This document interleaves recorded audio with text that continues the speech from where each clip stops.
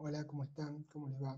Mi nombre es Daniel Cusier, soy el responsable de la Cátedra de Tecnología de Energía Térmica.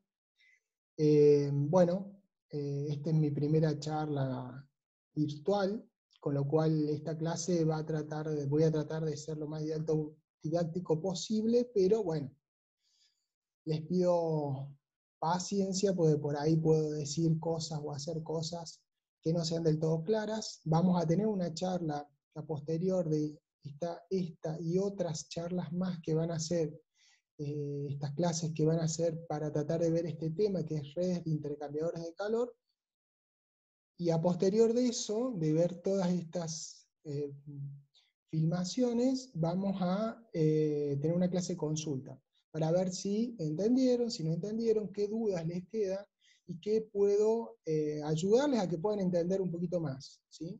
Para que leer este material lo puedan leer, lo puedan comprender y puedan hacer los ejercicios que ya les voy a ir subiendo. Creo que, bueno, vamos a empezar entonces con les voy a compartir un PowerPoint que preparé, con el objeto de que les sea un poquito más fácil entender. Tiene muchas imágenes, pero la idea es que en esas imágenes vayamos viendo paso a paso cómo se hace este algoritmo para la resolución de redes de intercambiadores de calor. Así que bueno, les voy a compartir la pantalla.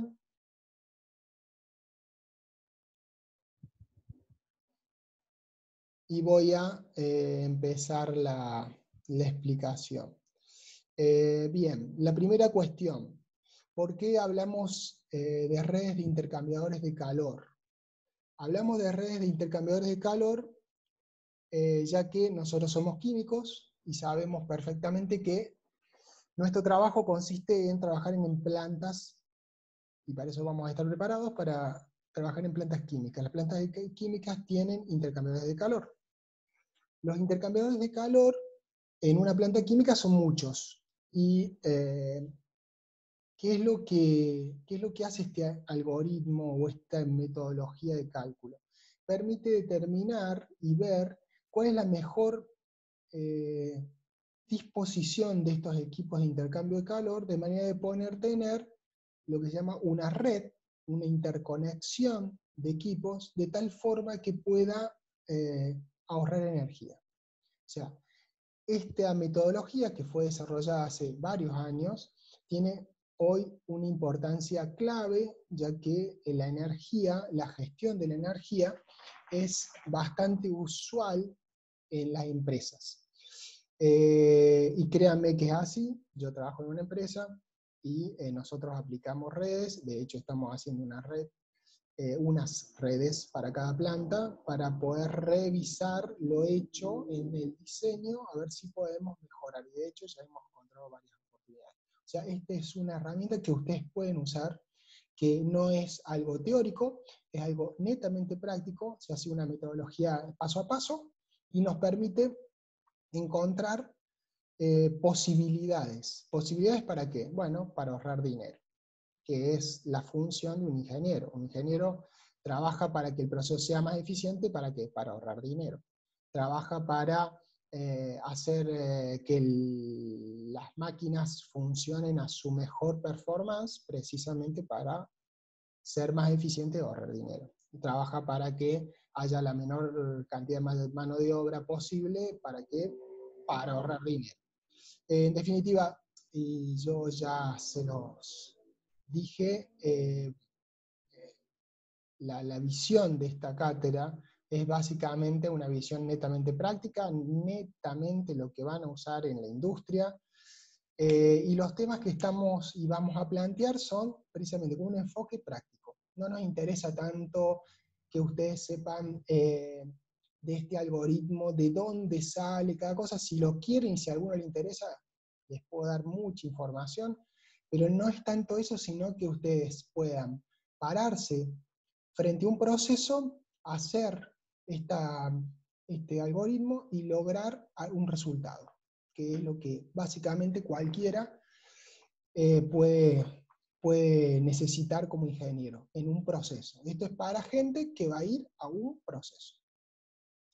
Bien, entonces, ¿para qué usamos esta metodología? Un poco ya lo expliqué. Es para lograr tener la mejor balance entre inversión, porque cuando nosotros decimos la red más eficiente, o sea, los equipos y la combinación de equipos de manera que sea lo más eficiente, tiene que ver con dos cosas: ahorrar energía y que la inversión sea repagada fácilmente. Ya lo vamos a ver, ya, téngame un poco de paciencia para eso. Esto se usa, ¿para qué sirve? Bueno, porque se usa mucho y hoy es más actual que nunca. Yo les publiqué un apunte, el capítulo 8 de un libro, que es bastante, y que vamos a usar ese libro para seguir, de manera que ustedes lo que tienen en el libro lo puedan entender. Evidentemente, si lo leyeron, que deberían haberlo hecho para empezar esta clase, deben tener bastante idea de lo que estoy hablando, y van a tener mucha más idea cuando sigamos desarrollando. Pero una cosa es leerlo y otra cosa es ahondar un poquito en algunas consideraciones. Y esa es la diferencia que van a tener de leerlos a escucharme en este video, en este y en otros. Bueno, empecemos por lo básico. El capítulo el capítulo 8 de redes intercambiadores de calor, plantea a través de un ejercicio desarrollar este algoritmo, cosa que me parece bastante prudente, me parece muy bien. Este ejercicio es un ejercicio modelo. ¿Qué significa modelo? Sale perfecto. No es tan así cuando se hace en proceso. Y créanme, hay bastantes variantes. De hecho, le vamos a plantear más o menos 3 o 4 redes, y se las vamos a subir al Facebook como para que ustedes puedan ver. La idea es que las hagan ustedes primero, y después vean cómo se hace. Pero, bueno, si no les sale, tienen ahí cómo se hace. Pero bueno, le van a ver que no es tan simple. De hecho, hay algunas redes que son bastante complicadas de resolver. Pero este capítulo, que es para mí el mejor libro que he visto de todos los que hablan de redes, tiene una claridad conceptual y una claridad en el desarrollo que la verdad está bueno para acompañarlo. Entonces, bueno, vamos a verlo con esto.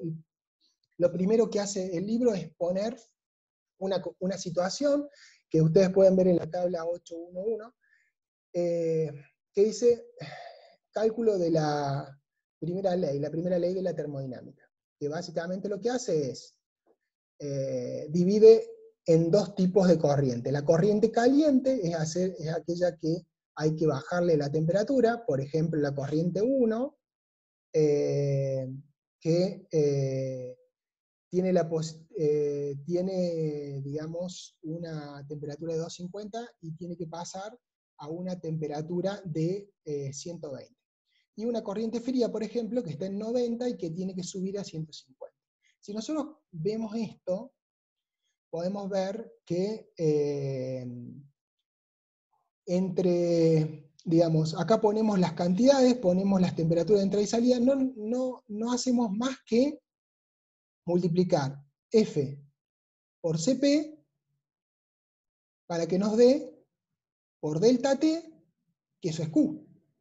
Entonces lo que estamos sacando acá es el calor de cada corriente. Este que es por 10 a la 3 es que es por 130 por 10 a la 3. Por eso es que lo está graficando así. Entonces, y se hace una suma algebraica. Se considera aquella que tiene energía para liberar positiva y aquella que demanda energía negativa, esta que necesita de pasar de 90 a 150. Si yo multiplico F, que es caudal, por el Cp, es 3000 multiplicado por la diferencia entre 90 y 150, me da 180 por 10 a la 3 BTU hora. La sumatoria total me da 10. ¿Qué significa? Bueno, significa que este sistema, así como está tomado, tiene una deficiencia, le faltan una deficiencia de 10 por 10 a la 3 BTU hora. ¿Sí? de algún lado hay que sacarlo para poder satisfacer estos requerimientos de las corrientes, estas temperaturas que están marcadas. Bien, bueno, creo que estamos. Ahora bien, ustedes ven corrientes, pero nadie, y el libro tampoco lo hace, dice de dónde salen esas corrientes. Entonces, vamos a ahondar un poquito, muy poquito, en algunas de las cosas que sí o sí tenemos que tener en cuenta cuando hacemos una red. Lo primero, cuando hacemos una red, es determinar cuáles son las corrientes de proceso que tengo y puedo colocar dentro de la red. Esas corrientes de proceso tienen que cumplir algunos requisitos para poder ser involucradas, ¿sí? Bueno, vamos a ver estos requisitos, cuáles son. Los requisitos son las corrientes que pueden ser o que podemos elegir, tienen que ser corrientes que cambian de temperatura para prepararse o acondicionarse para entrar a un equipo. O también corrientes que necesitan cambiar de fase para entrar en un equipo. Y están excluidas, y eso es lo importante, corrientes que cambian su temperatura por reacción química y corrientes que cambian su temperatura por un fenómeno físico. Bien, muy lindo ahí, pero después cuando vamos a los hechos, en un diagrama de flujo, muchas veces surgen muchas dudas de qué es lo que entra y qué es lo que no entra en un proceso. Entonces, para tratar de evitarles eso, siempre se lo hago en un esquema en el pizarrón, con algunos casos típicos, y les pregunto, interaccionamos. Bueno, ahora no vamos a poder interaccionar, pero por lo menos les voy a mostrar algunas cosas. Supónganse que tienen este diagrama de flujo, ¿sí? Por ejemplo, ¿sí? Tienen aire, que va a un compresor de aire, ¿sí? Y después de ahí sale la corriente para acá. Y acá tiene una pequeña M invertida, que significa que hay calor. Pero vayamos a esta operación. Aire, estoy seguro que este aire entra aire atmosférico, supónganse que estamos en invierno. Tenemos 25 grados, 20 grados. Acá va a salir a 40, 45 grados. La pregunta es, ¿debo considerar esta corriente? Ya que es una corriente de proceso. Es aire que después acá va a entrar en un reactor, reformador primario, dice, un reactor. ¿Debo considerarla? Ha sufrido, por ejemplo, como dijimos acá, corrientes que cambian su temperatura para acondicionar y entrar a un equipo. Corrientes que necesitan cambiar de fase para entrar al equipo. En este caso es aire, no cambia de fase, es gas. Corrientes que cambian de temperatura para acondicionarse y entrar al equipo. A ver, veamos, no tenemos ese dato, pero sí tenemos algo que es importante. Este aire entra, es comprimido, es un gas comprimido. Cuando uno comprime un aire, ¿qué pasa? Eleva su temperatura. Eso lo han visto ya en termodinámica. Entonces, este aire cambió de temperatura. ¿Por qué cambió de temperatura? Porque lo comprimí. Entonces, estamos entre esta situación. Corrientes que cambian su temperatura por un fenómeno físico. ¿Qué significa esto? Y significa, ni más ni menos, que yo lo estuve comprimiendo y por lo tanto no puedo considerar esa situación como una necesidad de ganar calor del aire. No está ganando calor porque quiere, está ganando calor porque tiene un fenómeno físico. Veamos otras cuestiones. Por ejemplo, otro equipo que pueda ser importante. Por ejemplo, este equipo. Este equipo dice metanador. O sea, es un reactor que metaniza, hace metano, ¿sí? Si nos fijamos acá, viene de una corriente, un absorbedor de dióxido de carbono, pasa, y la otra corriente se calienta o se enfría, no sabemos, pasa por otro intercambiador, estos círculos son intercambiadores de calor, esto también es intercambiador de calor, o recuperador de calor, que es lo mismo que un intercambiador de calor, y después viene a este metanador. La pregunta es, en este caso de esta corriente que va de acá a acá, y se fijan, a continuación tiene un intercambiador de calor, con lo cual es una corriente que sale caliente, en principio. Estamos suponiendo, pero supongamos que sale caliente. Si sale caliente esta corriente, diríamos, bueno, es una corriente que entra a una temperatura, sale a otra temperatura, tiene una necesidad de calor. Pero, si tomamos esta cuestión, corrientes que cambian su temperatura por reacción química están excluidas, entonces claramente ese metanador no debería ser incluido. Esa corriente que entra al metanador. ¿Por qué? Porque el producto de ese calentamiento lo hace la reacción química. Entonces, nosotros no tenemos que agregarle y sacarle nada a esa reacción química. Y todo lo que sean reactores químicos, es decir, aquellos donde ocurre una reacción, están excluidos de las redes. Eso es muy importante. Todos aquellos reactores en los cuales se produce una reacción química están excluidos de las redes. A ver, veamos otras cuestiones. Por ejemplo, esta corriente. Esta corriente sale de aquí, va a un recuperador de calor. ¿Qué significa un recuperador de calor? Alguien que le saca energía, ¿sí?, para entrar acá. Perdón, esto viene, bueno, no se entiende mucho, pero se supone que esto sería así, va a un recuperador de calor y de acá va a un enfriamiento. Este equipo viene con una temperatura, dice enfriamiento, y sale a esa temperatura. O sea, esta corriente viene con una temperatura y sale con otra temperatura. Como entra con una temperatura y sale con otra temperatura, porque fíjense la condición que dice acá. Corrientes que cambian de temperatura para condicionarse y entrar a un equipo. Acá cambia su temperatura para entrar a un equipo, que no sabemos qué es esto, pero es un equipo. ¿Está? Entonces, esta corriente sí entraría. A ver, por ejemplo, otra cuestión. A ver si tenemos, bien, de acá. Veamos alguna otra cosa que podamos ver de acá que pueda ser.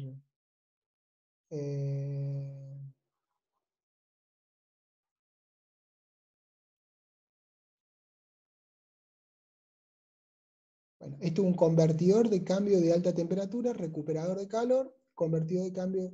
Este equipo tiene toda la pinta de ser un reactor, con lo cual tampoco entraría, ¿sí? Solamente sí tiene una posibilidad de recuperar calor, pero esa es una cosa que se va aparte. Todo lo que son fluidos auxiliares, es decir, aquellos fluidos que no participan del proceso concreto, el proceso que tengamos, que sean, por ejemplo, agua de pozo, no sé, agua caliente, vapor, que son utilidades, es decir, son aquellas cosas que nos permiten darle la temperatura a una parte del proceso, porque si no de otra forma no lo podría tener.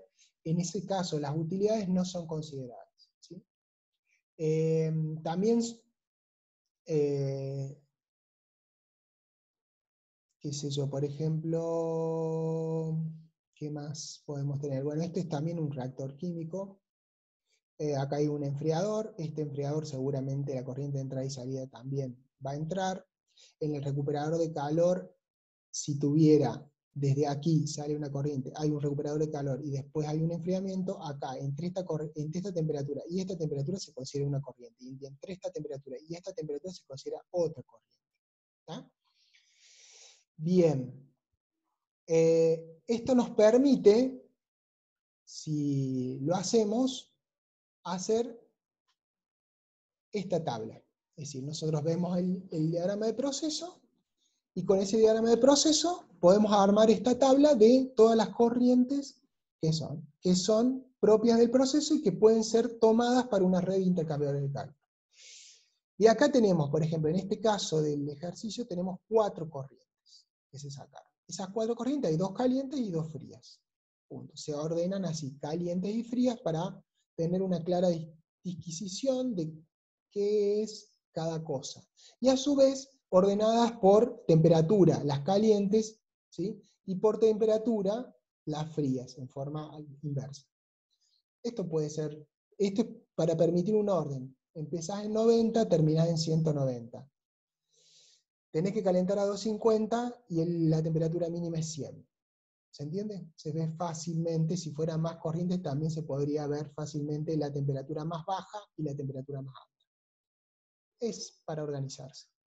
Bien, bueno, hasta ahí vimos cómo se arma esta tabla, qué tipo de criterios hay para un determinado proceso. Lo que primero pide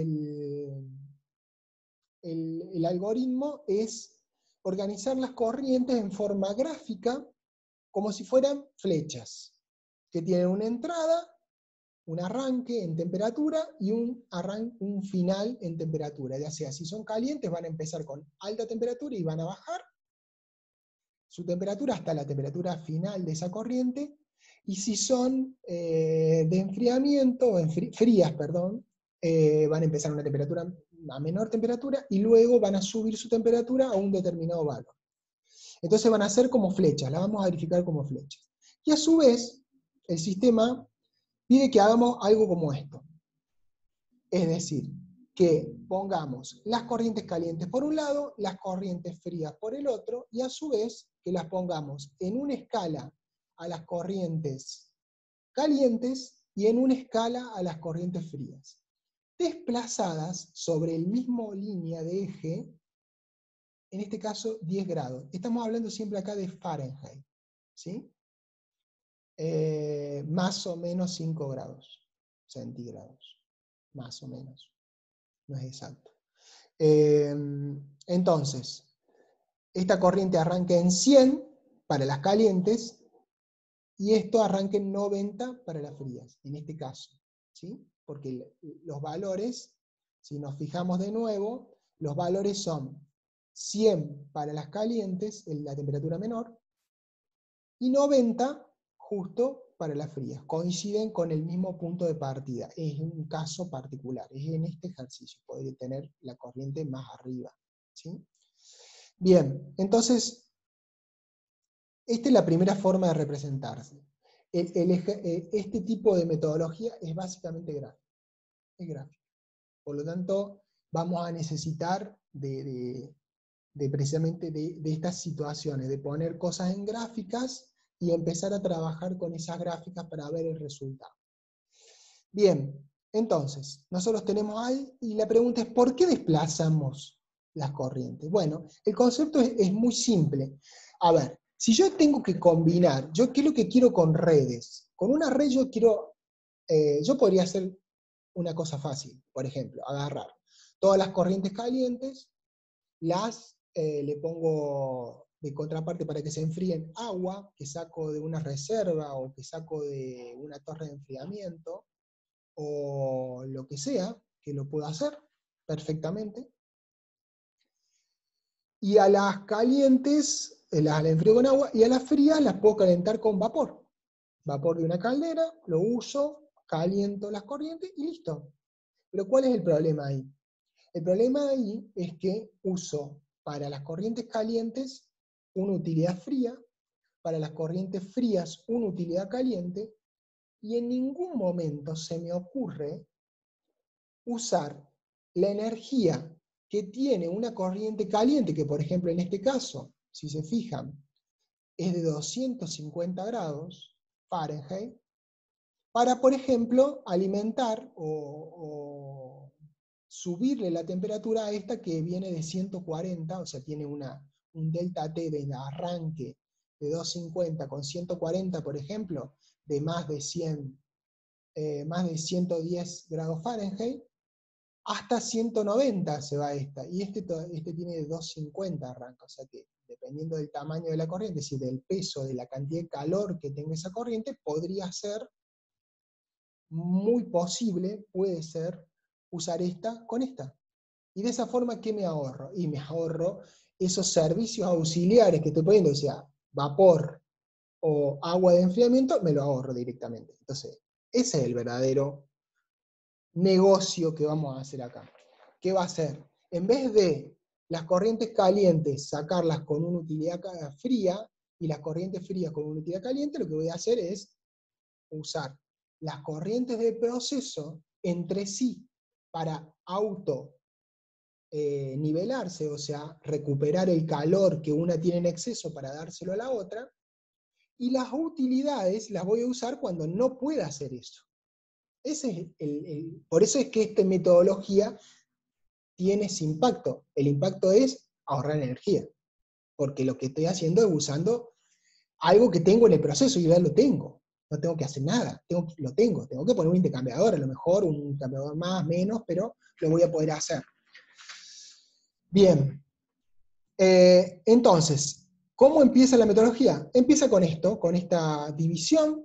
Al dividirlo y darle 10 grados de diferencia, que son alrededor de 5 grados centígrados, más o menos, fíjense que, ¿qué es lo que se pretende? Que en el rango que está esta corriente, por ejemplo, todo lo que esté de este lado, que pueda ser intercambiado, por ejemplo, esta corriente puede intercambiar todo hasta este punto.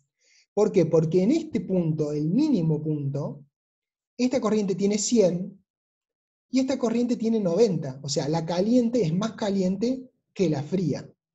Con lo cual, siempre voy a estar en zona segura. No voy a haber cruce, lo que se llama cruce de temperatura. Es decir, que yo quiera, por ejemplo, supónganse que yo quiera con esta corriente a esta temperatura, fíjense el valor que tiene, si tiro una línea, a esta temperatura nunca voy a poder calefaccionar a esta porque está a una mayor temperatura. La voy así poder calefaccionar hasta este punto, hasta 150 grados Fahrenheit, pero por debajo no. Entonces, esto me permite, con este cruce entre las dos, o este desplazamiento entre las dos ejes, me permite saber cuándo pueden ser intercambiables las energías de las corrientes y cuándo no. Y esa es la principal utilidad que tiene. Bien, sigamos. Para poder saber qué se puede intercambiar, con qué se puede intercambiar, la otra fase que me dice la teoría es, bueno, a ver, establezcamos intervalos y esos intervalos tienen que ser de una determinada forma. ¿Cómo tienen que ser esos intervalos? Bueno, desde el momento que arranca una corriente, tira una línea recta. Y desde el momento que arranque otra corriente o muera alguna corriente, como esta por ejemplo que muere acá, tira una línea recta. Y anda tirando líneas en los momentos en que arranca una corriente o muere una corriente. Si hacemos eso, nos va a quedar una gráfica de este tipo. Esperen que lo acomode. Ahí está. ¿Qué significa? Acá arranca la corriente esta, tira una línea recta. Acá esta corriente sigue, pero esta arranca, tira otra línea. Y muere esta corriente, o sea, muere, es el último punto. Acá no pasa nada, esta corriente sigue, pero esta muere también. Entonces tiró la línea completa. Y acá tampoco pasa nada acá, pero acá sí nace la corriente esta, con lo cual acá tengo que tirar otra línea.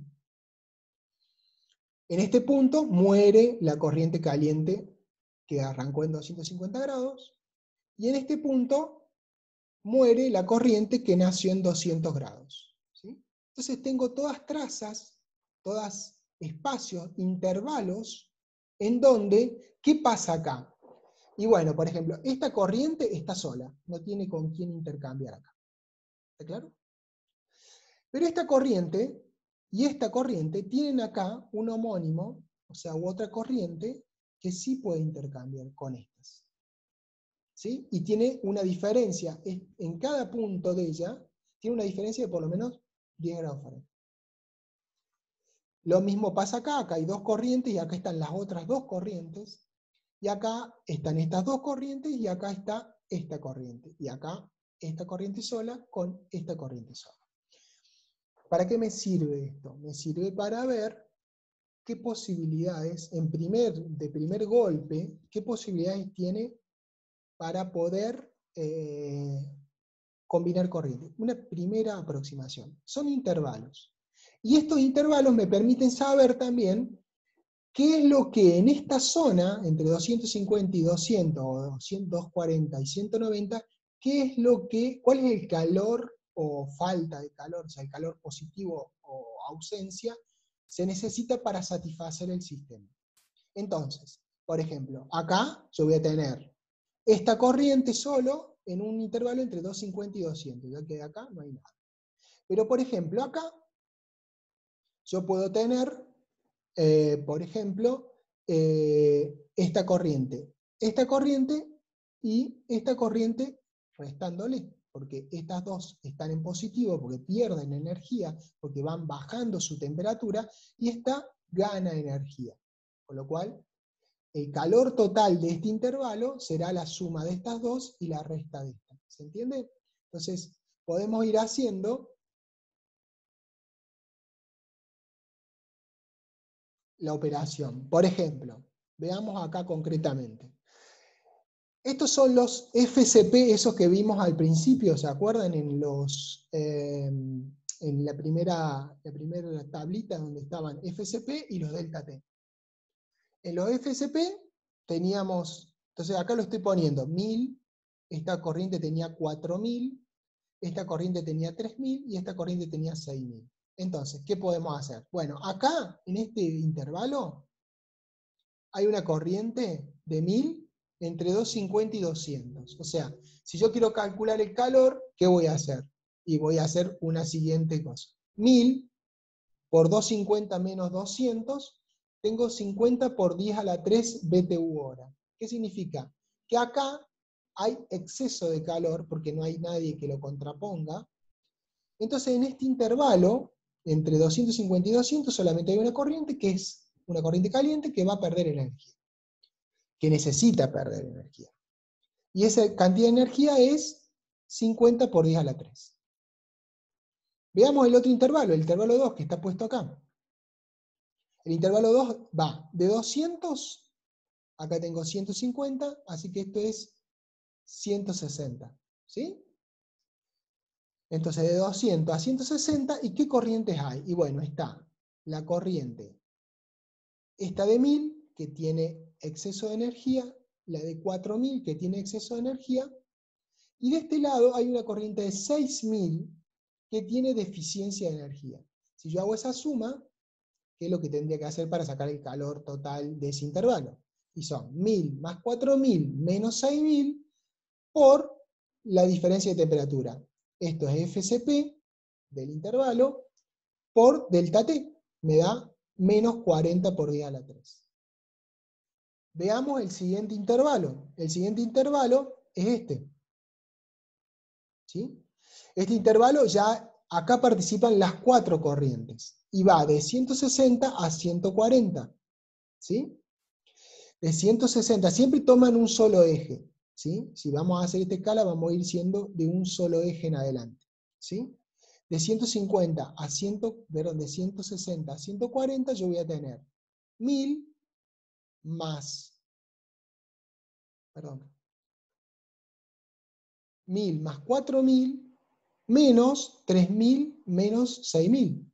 Entonces, eso va a ser un Q3 que va a ser igual a 1000 más 4000 menos 3000 menos 6000 por la diferencia de temperatura. ¿Cuál es la diferencia? 160 menos 140. Cierro paréntesis. Y eso va a ser igual, ya les digo a cuánto, porque no lo tengo acá.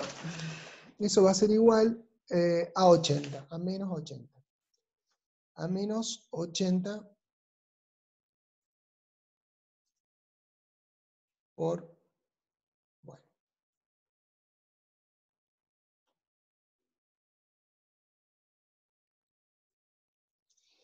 10 a la 3. ¿Está?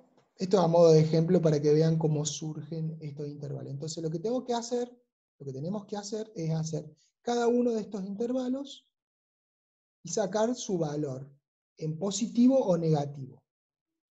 Eso, en esta, acá ya lo pueden ver completo cómo queda. O sea, 50 por 10 a la 3 siempre, ¿no? Por eso acá dice 1000. ¿Sí? Menos 40, menos 80, este intervalo vale 40 y este intervalo vale 20. Si yo sumo todo, me da menos 10, exactamente igual, porque no hicimos nada raro, tendría que dar así, si no da así es un problema, porque no debe dar diferente, exactamente igual a cuando hicimos esto, aquí. Cuando presentamos la primera tabla, acá decía menos 10. La suma de la primera ley. ¿Se entiende? Entonces, con este intervalo, y lo único que hicimos hasta ahora es colocar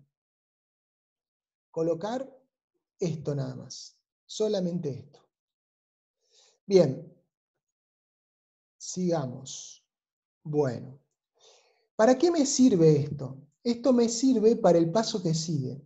Yo ya con los intervalos que tengo puestos, puedo hacer lo que se llama el diagrama de cascada, que es el diagrama que me da el puntapié inicial para hacer redes de intercambiador de calor. Vamos a cortar acá, vamos a hacer otro video con lo que sigue a continuación.